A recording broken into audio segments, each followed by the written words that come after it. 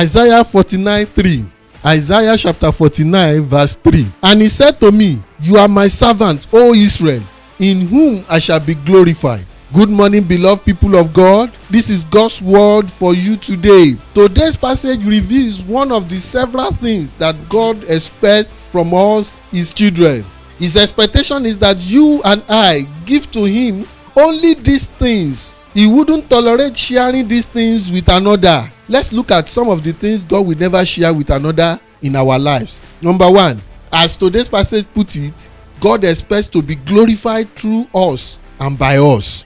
This he will not share with anybody, whether spirit or flesh, whether visible or invisible. Isaiah 42 verse 8 confirms this. Number two, God also wouldn't share those things that have been dedicated unto him with another. When something or somebody has been dedicated to God, it becomes a curse for another person to use or abuse that thing. Whoever does that will see the red eye of the Lord. Two instances that readily come to mind are the cases of Achan, who took sacred clothes and he became accursed by that, as well as the Gentile king Belteshazzar, who went to take the cups and plates dedicated to God and use them to entertain friends and lovers. God brought his reign to an abrupt end that same night.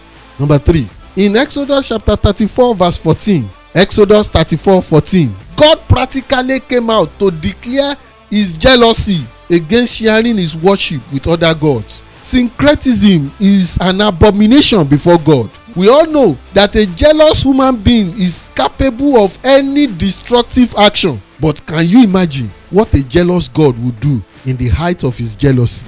You can ask the Philistines, who tried to add the ark of God into the pantheon of idols. Both they and their idols suffer to surrender to the God of Israel.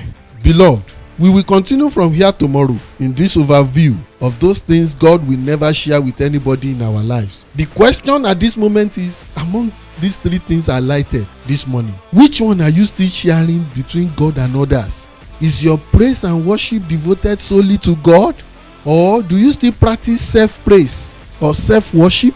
Do you secretly worship television, money, or other idols?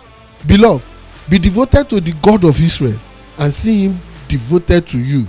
Here James chapter 4 verse 8, it says, draw near to God, he will draw near to you.